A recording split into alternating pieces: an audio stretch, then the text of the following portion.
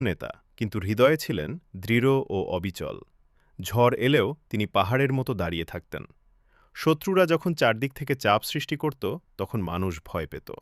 বাজারে, মসজিদে, ঘরে ঘরে ফিসফাস শোনা যেত, আমরা কি টিকে থাকতে পারব?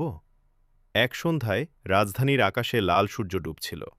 মানুষ ক্লান্ত, অর্থনীতি চাপাপে, চারপাশে নিষেধাজ্ঞা। তখন সেই সিংহ রাষ্ট্রের মানুষের উদ্দেশ্যে ভাষণ দিলেন। তার কণ্ঠ ছিল শান্ত কিন্তু শক্তিশালী। তিনি বললেন, সিংহ কখনো ভয় পায় না। সে জানে আল্লাহর উপর ভরসা রাখলে অন্ধকারও আলো হয়ে যায়।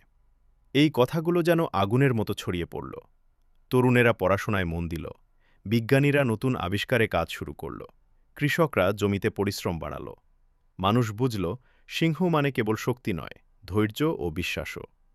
একদিন এক ছোট ছেলে তার বাবাকে জিজ্ঞেস করল, আব্বা, রাষ্ট্রের সিংহ কি সত্যিই আছে?